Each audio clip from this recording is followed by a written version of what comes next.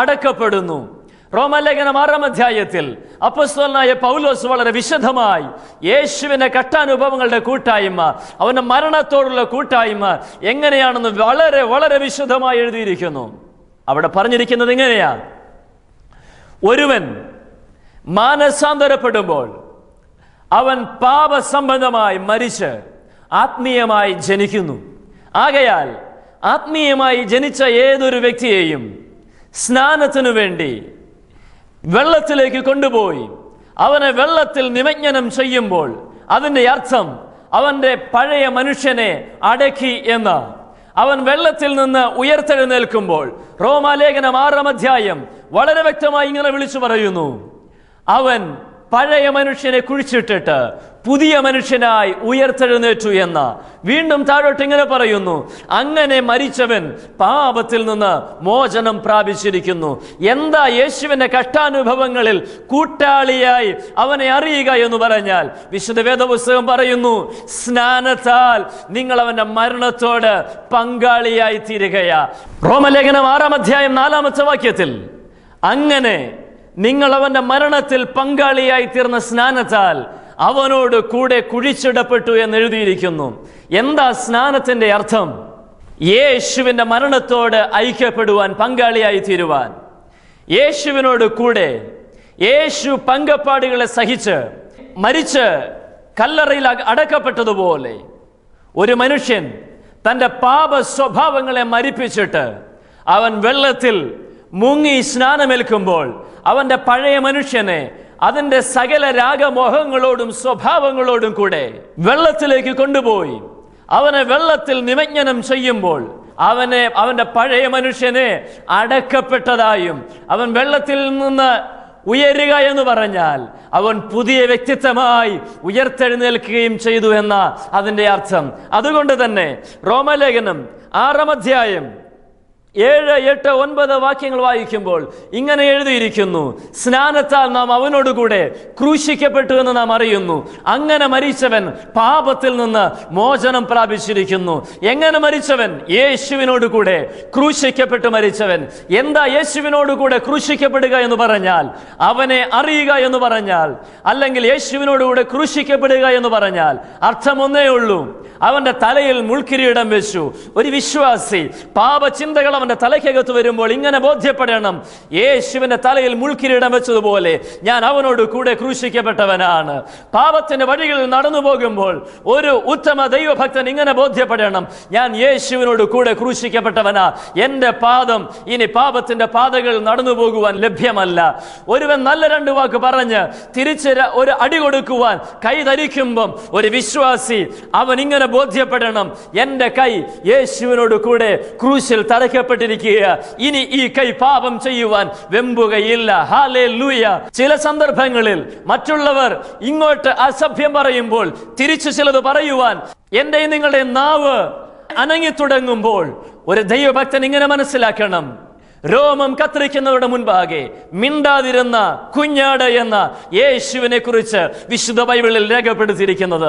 അങ്ങനെയെങ്കിൽ അസഭ്യം ഇങ്ങോട്ട് കേൾക്കുമ്പോഴും ജീവിതത്തിൽ തകർക്കുന്ന രംഗങ്ങൾ കടന്നു വരുമ്പോഴും ചിലപ്പോഴൊക്കെ മൗനം പാലിക്കാൻ കഴിയുന്നതാ ദൈവ സാന്നിധ്യത്തിന്റെ വെളിപ്പാട്. ഹല്ലേലൂയ. അവനെ അറിഞ്ഞിരിക്കുന്നു എന്ന് പറഞ്ഞാൽ അതിൻ്റെ അർത്ഥതലങ്ങളിലെ പ്രധാനപ്പെട്ട ഒന്നാമത്തെ കാര്യം അവന്റെ കഷ്ടാനുഭവങ്ങളിൽ കൂട്ടാളിയാകുക എന്നുള്ളതാ.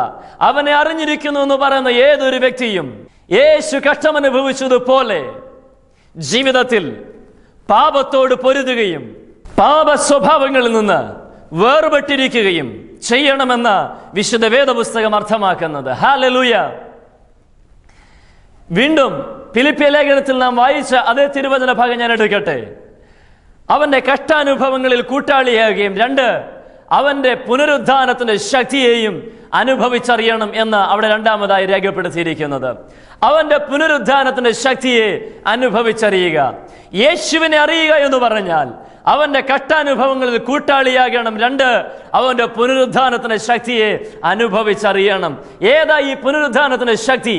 വിശുദ്ധ ബൈബിൾ ഇങ്ങനെ പറയുന്നു: യേശുവിനെ മരിച്ചവരുടെ ഇടയിൽ നിന്ന് ഉയർത്തെഴുന്നേൽപ്പിച്ച അതേ ആത്മാവ് നിങ്ങളിൽ വസിക്കുന്നുവെങ്കിൽ നിങ്ങളുടെ മർത്യ ശരീരങ്ങളെയും അവൻ ഉയർപ്പിക്കും.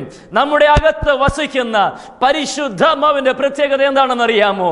മരിച്ചവരുടെ ഇടയിൽ നിന്ന് മൂന്നാമത്തെ ദിവസം യേശുവിനെ ഉയർത്തെഴുന്നേൽപ്പിച്ച അതേ ആത്മാവ് എന്റെയും നിങ്ങളുടെയും അകത്ത് വസിക്കുന്നത്. ഹല്ലേലൂയ. മരണപാശങ്ങളെ പൊട്ടിച്ച് പാതാളത്തിന്റെ അധികാരങ്ങളെ തകർത്ത് മരിച്ചു മൂന്നാം ദിവസം കല്ലറകളെ ഭേദിച്ചുകൊണ്ട് റോമ ഗവൺമെന്റിന്റെ ഇമ്പീരിയൽ മുദ്രകളെ പൊട്ടിച്ചുകൊണ്ട് ഉയർത്തെഴുന്നേറ്റ യേശുവിന്റെ പരിശുദ്ധാത്മാവിന്റെ ശക്തിയാ എന്റെയും നിങ്ങളുടെയും ഹൃദയത്തിൽ വസിക്കുന്നത് എന്ന അവന്റെ പുനരുദ്ധാനത്തിന്റെ ശക്തിയെ അനുഭവിച്ചറിയുക എന്ന് പറഞ്ഞാൽ അതിന്റെ അർത്ഥതലങ്ങളിലെ പ്രാരംഭ ഭാഗം. ഹല്ലേലൂയ. അവന്റെ പുനരുദ്ധാനത്തിന്റെ ശക്തി അനുഭവിച്ചറിയുക എന്ന് പറഞ്ഞാൽ വിശുദ്ധ ബൈബിൾ ഇങ്ങനെ പറയുന്നു, എന്നാൽ നിങ്ങൾ ചോദിക്കുന്നതിലും നനയ്ക്കുന്നതിലും അത്യന്തപരമായി ചെയ്യുവാൻ നിങ്ങളിൽ വ്യാപരിക്കുന്ന ശക്തിയാൽ കഴിയുന്നവന് സഭയിലും ക്രിസ്തുവേശുവിലും എന്നേക്കും മഹത്വം ഉണ്ടാകുമാറാകട്ടെ. ആമേൻ എന്ന്. എന്താ ഈ പുനരുദ്ധാനത്തിന്റെ ശക്തി?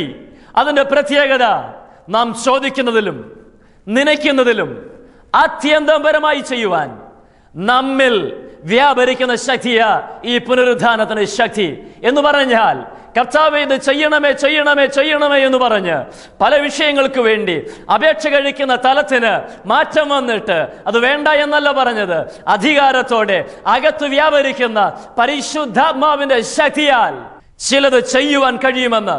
ഹല്ലേലൂയ. ചോദിക്കുന്നതിലും നനയ്ക്കുന്നതിലും അത്യന്തപരമായി ചെയ്യുവാൻ എന്റെയും നിങ്ങളുടെയും അകത്തു വസിക്കുന്ന ദൈവത്തിന്റെ പരിശുദ്ധാത്മാവിനാൽ കഴിയുമെന്ന വായിച്ച തിരുവചനത്തിന്റെ അർത്ഥം. വീണ്ടും വിശുദ്ധ വേദപുസ്തകം ഇങ്ങനെ പറയുന്നു, എങ്കിലും ഈ അത്യന്ത ശക്തി ഞങ്ങളുടെ സ്വന്തമെന്നല്ല, ദൈവത്തിന്റെ ദാനമത്ര എന്ന് വരേണ്ടതിന് ഇത് മൺകൂടാരങ്ങളിലാകുന്നു പകരപ്പെട്ടിരിക്കുന്നത്. പ്രിയമുള്ളവരെ, ദൈവത്തിന്റെ ദാനമായി മൺകൂടാരമാകുന്ന ഈ ശരീരത്തിനകത്ത് പകരപ്പെട്ടിരിക്കുന്ന ദൈവത്തിന്റെ പരിശുദ്ധാത്മാവിന്റെ ശക്തി ചോദിക്കുന്നതിലും നനയ്ക്കുന്നതിലും അത്യന്തപരമായി ചെയ്യുവാൻ നമ്മിൽ വ്യാപരിക്കുന്ന ശക്തിയാ.